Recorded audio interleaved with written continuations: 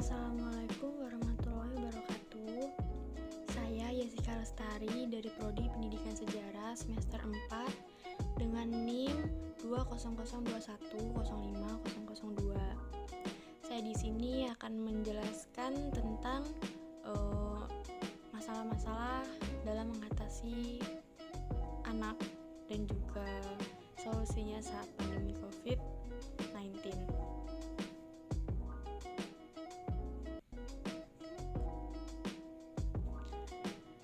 Nah, di sini ada kendala dan peran orang tua dalam pembelajaran daring pada masa pandemi COVID-19.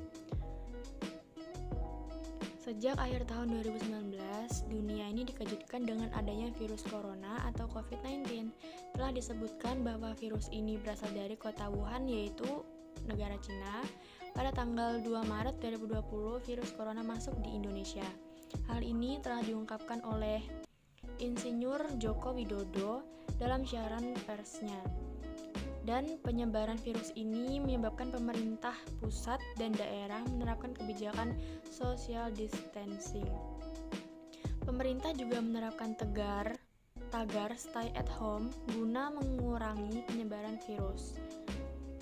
Dan juga penerapan kebijakan pemerintah mengenai stay at home dikarenakan penularan COVID-19 yang sangat cepat.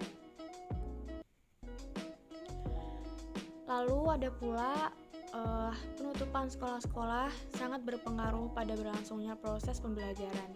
Proses pembelajaran merupakan suatu bentuk kegiatan interaksi antara pengajar dan peserta didik. Dan dalam proses pembelajaran ini berkaitan dengan kegiatan belajar dan mengajar yang menentukan keberhasilan siswa dalam tercapainya tujuan pendidikan. Nah, meskipun sekolah-sekolah ditutup sebagai upaya untuk mencegah penularan COVID-19, kegiatan pembelajaran tetap dilaksanakan dengan semaksimal mungkin. Seperti yang telah disebutkan bahwa Indonesia memaksimalkan pembelajaran dengan sistem daring. Dan pembelajaran daring merupakan pembelajaran jarak jauh melalui internet dengan media telepon seluler, laptop, atau komputer. Pembelajaran daring membutuhkan ketelitian dan kejelian peserta didik dalam menerima pembelajaran yang disajikan secara online. Dan selain itu, jika dilihat dari sisi kekeluargaan, pembelajaran daring akan membuat orang tua lebih memahami kemampuan anak. Adapun kelemahan dari pembelajaran daring yaitu berkurangnya fokus peserta didik dikarenakan kondisi lingkungan atau rumah yang kurang kondusif serta terkendalanya sinyal ataupun paket internet. Dari kurang kondusif rumah itu seperti mungkin ada keributan di rumah, ada saudara-saudara yang memicu kekacauan, dan juga terkendala sinyal ini sering dialami oleh anak-anak yang rumahnya tuh di daerah pelosok, biasanya kayak di pedesaan atau di pegunungan seperti itu. Nah, untuk mengurai kelemahan dari pembelajaran daring, pendampingan orang tua sangat dibutuhkan. Dalam pembelajaran ini, orang tua bertugas menyiapkan media yang dibutuhkan anak, membimbing dalam pelaksanaan pembelajaran daring, dan peran lainnya yang menunjang keefektifan proses belajar di rumah. Lalu, interaksi antara orang tua dan anak juga dapat mempengaruhi kualitas pembelajaran. Dan pembelajaran daring membuat orang tua lebih dekat dengan anak karena tingkat komunikasi antara keduanya lebih intens dibandingkan sebelumnya. Karena pembelajaran daring ini kita kan jadi sering di rumah, jadi sering bicara pada orang tua, bertanya-tanya pada orang tua. Dan sebelum adanya COVID-19 ini kan kita pembelajaran secara luring itu tatap muka langsung di sekolahan, di kampus, di tempat sekolah kayak gitu ya. Jadi kita kayak menghabiskan waktu untuk sekolah dan jarang berkomunikasi dengan orang tua.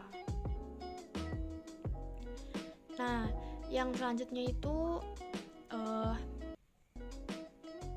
pembelajaran daring online. Dalam pembelajaran daring untuk anak sekolah dasar, peran orang tua menjadi lebih besar. Jika dalam pembelajaran daring, orang tua biasanya hanya mendampingi ataupun mengawasi. Dalam kasus ini, orang tua harus menjadi sosok guru bagi anak mereka yang masih duduk di sekolah dasar. Dan orang tua juga dituntut untuk memahami materi pembelajaran agar dapat menjelaskan kembali kepada anak mereka. Hal ini karena karena keterbatasan kemampuan anak yang membuatnya tak bisa mandiri dalam belajar di rumah. Nah, ini biasanya tuh terjadi sama orang-orang atau anak-anak mahasiswa siswi kayak gitu ya, yang pemikirannya itu susah untuk memahami jika hanya satu kali menjelaskan.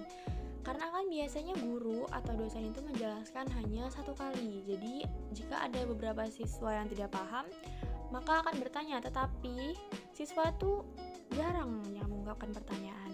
Siswa hanya sering kayak mengiyakan penjelasan dari dosen meskipun ia tidak paham. Jadi orang tua pun dipaksa dan diharuskan juga untuk memahami materi si siswa tadi untuk menjelaskan kembali ke siswanya jika dia belum memahami sama sekali atau baru sedikit saja memahami tentang pembelajaran yang dilaksanakan secara daring tersebut. Nah, pendampingan dan pengajaran yang harus dilakukan pada kenyataannya membuat sejumlah orang tua kewalahan, terutama bagi mereka yang bekerja ataupun WFH, work from home. Kita lanjut ke slide yang berikutnya. Nah, selain orang tua kewalahan karena keadaan di rumah, itu juga ada tuntutan pekerjaan. Orang tua juga dituntut tak hanya mendampingi, tapi juga memahami dan mengajarkan kepada anak mereka yang notabene masih duduk di sekolah dasar. Nah, ini tuh berlaku untuk orang tua wajib banget ya mendampingi anaknya yang masih duduk di sekolah dasar. Karena kan kemampuan setiap anak itu beda-beda. Ya memang ada anak yang mungkin kemampuannya di atas rata-rata, bisa langsung memahami meskipun baru sekali dijelaskan ataupun baru sedikit penjelasan saja ia sudah memahami. Tapi ada juga siswa yang duduk di sekolah dasar sudah dijelaskan panjang kali lebar, itu dia belum memahami, bahkan sama sekali tidak paham karena kemampuan dan kecerdasan otak, pertumbuhan kembang otak anak itu juga berbeda-beda. Nah, meskipun salah satu orang tua tidak bekerja, bukan berarti mereka tidak merasa kewalahan karena ini merupakan hal baru bagi beberapa orang tua.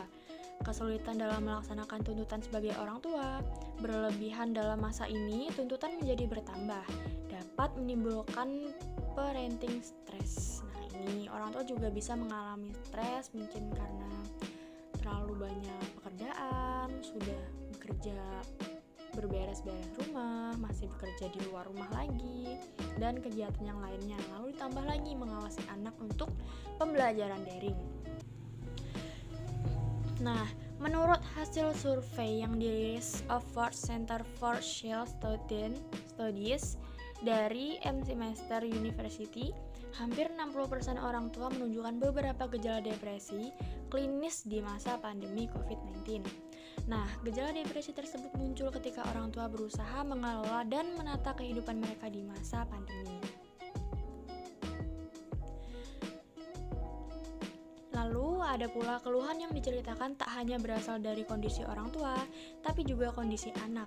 Keluhan orang tua yang berasal dari anak ialah dikarenakan anak selalu ingin bermain. Nah, ini tuh banyak sekali terjadi. Orang tua sudah berusaha semaksimal mungkin untuk mendampingi anak dalam pembelajaran, tapi ketika ada tugas, ada pembelajaran secara daring atau online ya, anak itu malah bermalas-malasan dan menginginkan untuk terus bermain karena menurutnya kan